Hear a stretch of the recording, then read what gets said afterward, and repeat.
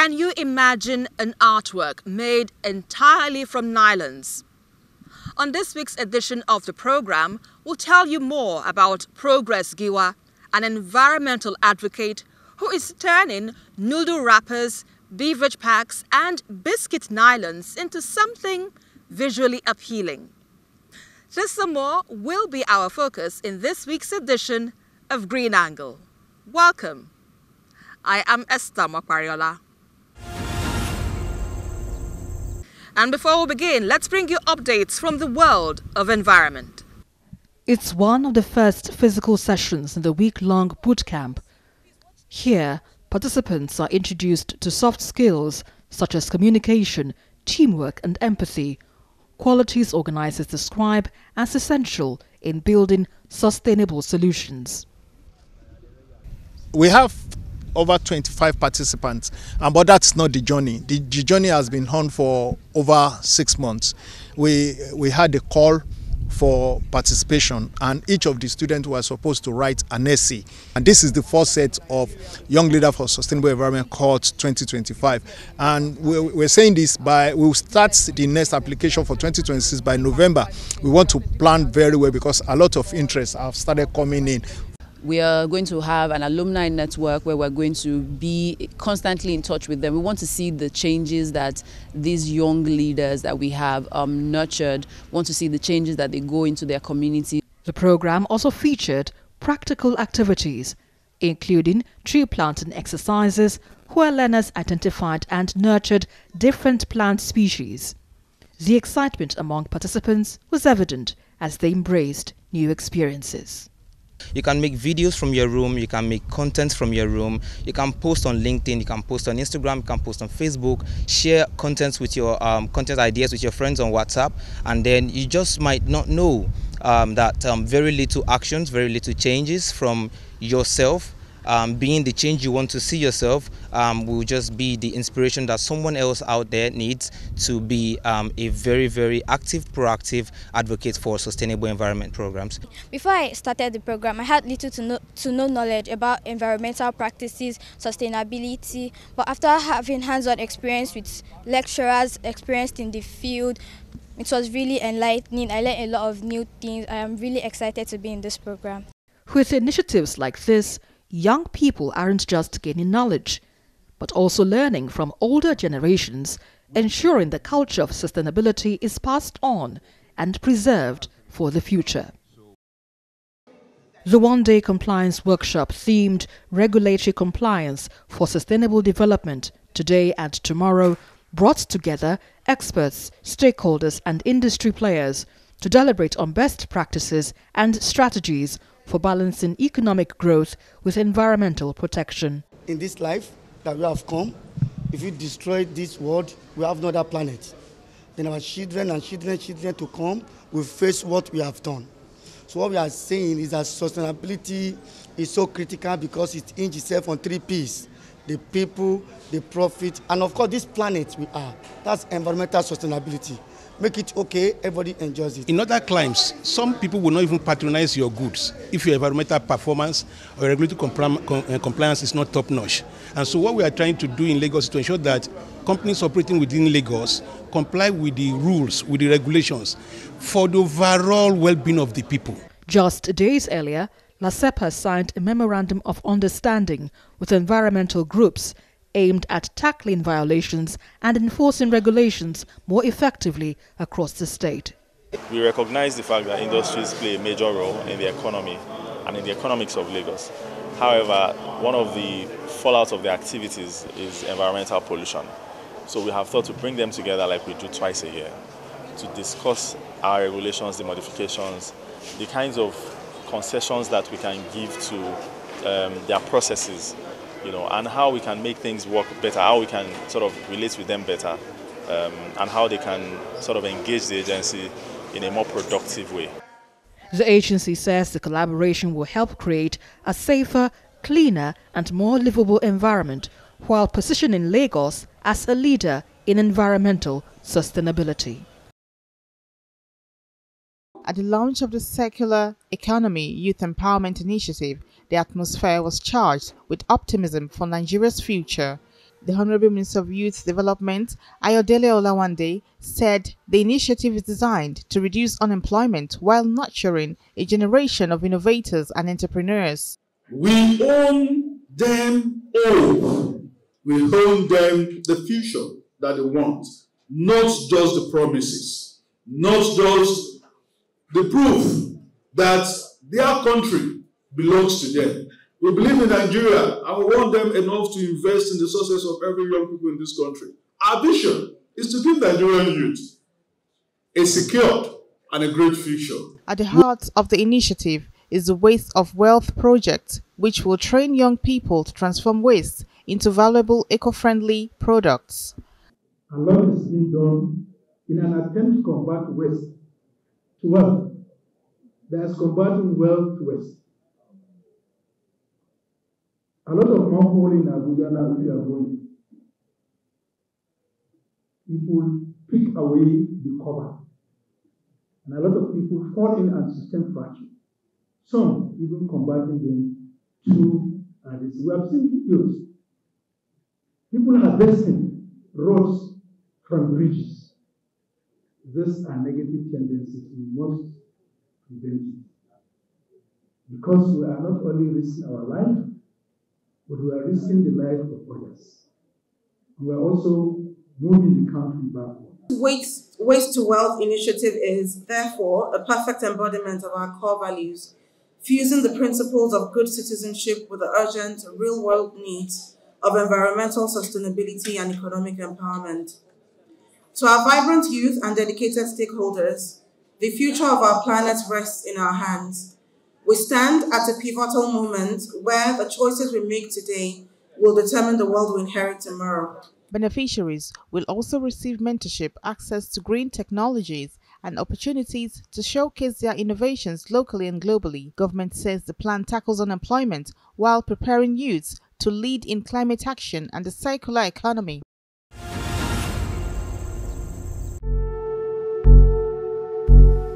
Progress Giwa is redefining the way we see waste. As an environmental advocate and visual artist, he transforms discarded materials into striking works of art that speak volumes about sustainability and climate action. His journey into this unique path began in 2021, shortly after graduating in Fine and Applied Arts from Tai Sholarin College of Education. I did a term paper on the influx of plastic in the water bodies, and I was during my research, I got so connected to how our daily actions contribute negatively to the environment, and the plastics we use eventually ends up in the ocean, and how it has been affecting the aquatic habitat, the damage it has been causing to the environment. I looked at it that I can use, since I once studied art and I know how art speaks loud enough.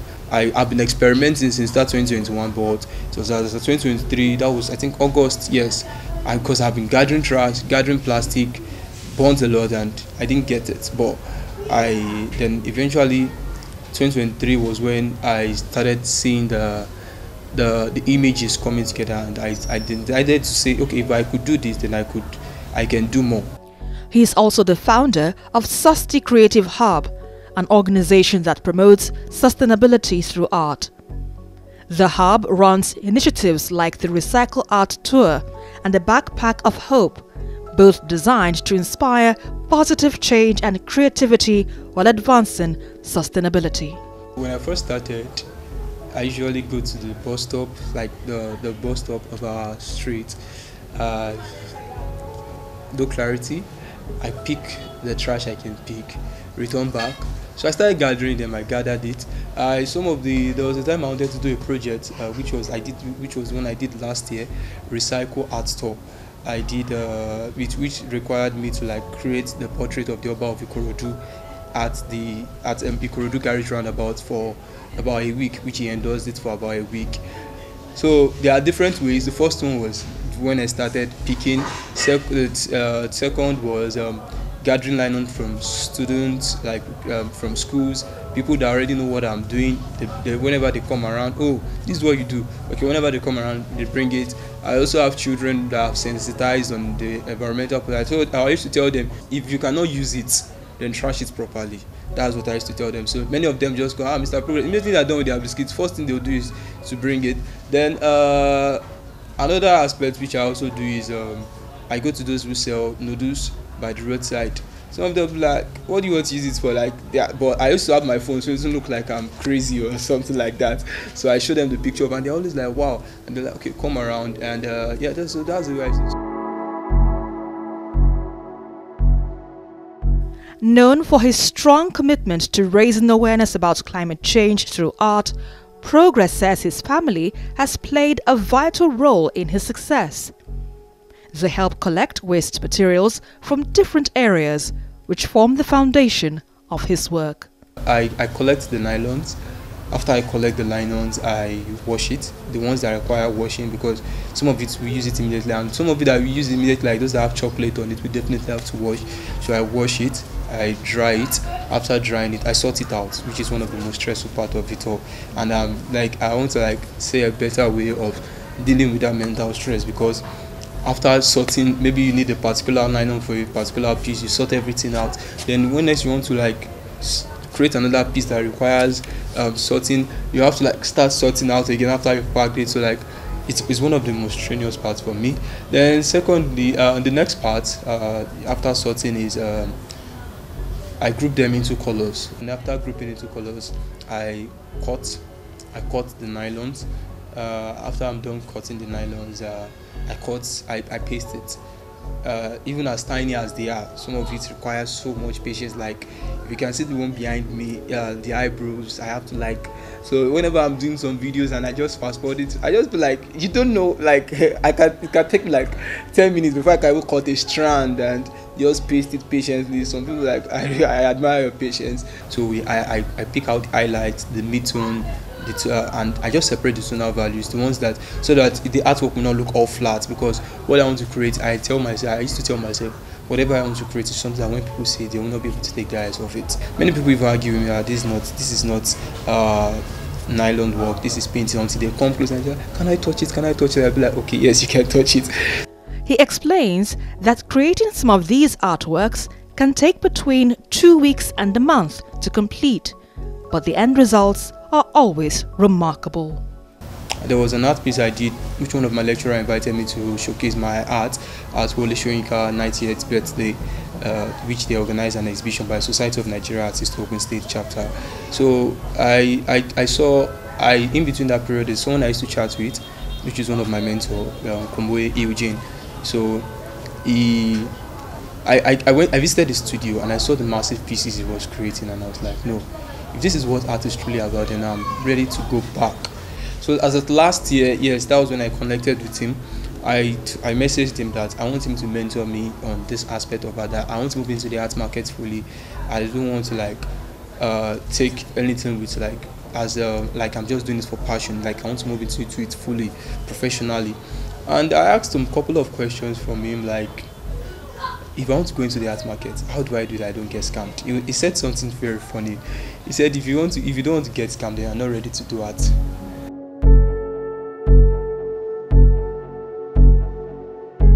Recently, Progress was recognized at the Climate Edition competition of Lagos Has Talent, an annual event organized by the Lagos State government to celebrate young talents.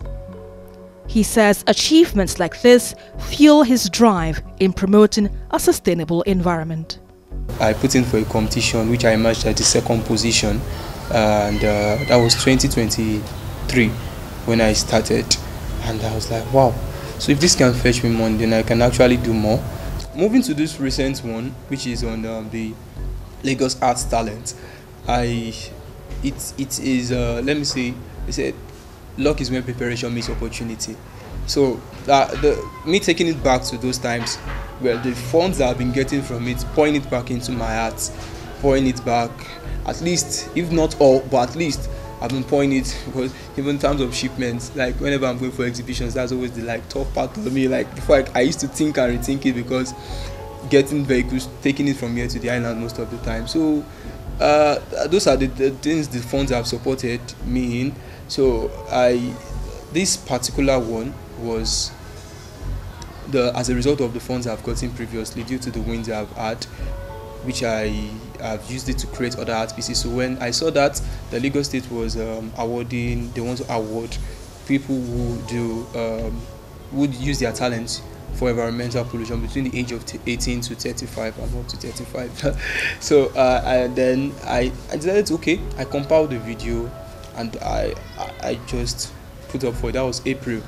So I submitted it, and with the hope of what my pastor used to say, just keep trying, because there are times I've had many losses. Like we talk about the wins, which is what everybody wants to know about. Let me just say it's a confirmation that yes, I'm on the right track, and so far the Lagos State government, which is one of the well-known and popular states in Nigeria, can actually acknowledge my effort. Then yes, I'm on my way to the global stage. Yeah.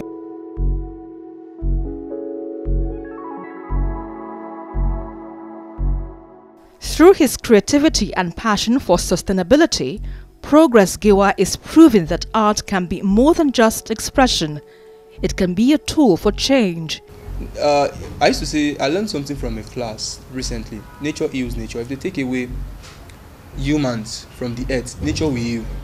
Nature will heal by itself. It will flourish, it will be okay. But if they take away nature from this earth, we are doomed as humans. So this brings us to climate action and climate change. Why we need to take climate action. Now, we need to understand that how plastic pollution contributes to this thing is that once the cloud is being choked, let me bring it to layman understand this, I won't be like using those terminologies. Once the cloud is being choked, there is something called greenhouse gas. It affects the cloud and it causes heavy rainfall. And now, this plastic that we dump anyhow, the nylons we dump anyhow, when the heavy rainfall comes, we look at the ones that have happened of recent, it blocks the drainage. Little by little, they say a little drop of water makes a mighty ocean. The little nylons you drop every day, that you drop, the next person drop. Imagine how many people, imagine in Lagos State, the statistics, 3,000 to 4,000 people coming into Lagos every day. Then what do we have left? That's how it contributes to the flood, and everybody keeps shouting it's the government. But we ourselves, we must know that we have our own responsibility. So these are the things I use. That's why I say it's a conversation starter. So the conversation starter aspect of it is my work must be unique. By transforming waste into beauty, he not only inspires young people, but also shows that solutions to climate change can begin right in our communities.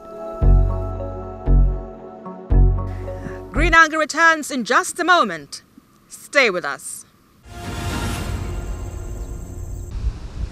This is Akojoise, a coastal community in Ibeju-Lekki, Lagos.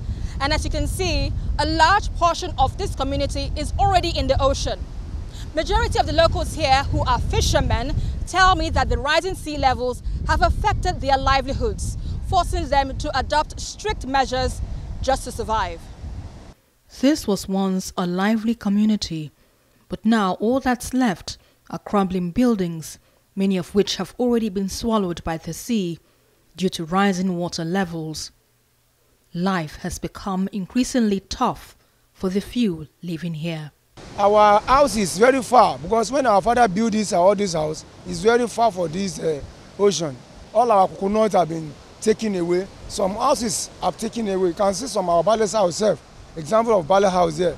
Look at it. Being a fisherman, I would say that I was born into it. If this sea rise now up to a week, we just stay at home. We manage whatever we have. Then we didn't have any issue. We go to the sea. We can even go 4 times in a day, 4 times, 5 times in a day, but not now. Once you manage to go once and you came back, then you give glory to the Almighty God. This exhibition aims to bring attention to the crisis in Akojoise and call for urgent action before the ocean consumes what's left of this historic community. Instead of having these works in a museum or a gallery, let's bring it to the hearts of the communities that are affected. Let's look at how these communities too can be brought to limelight.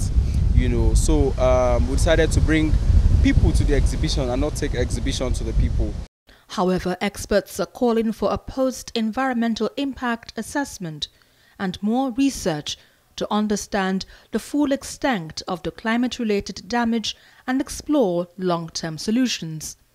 But in the meantime, they say building embankments is critical. These barriers can help hold back the ocean, offering protection to the people and their way of life.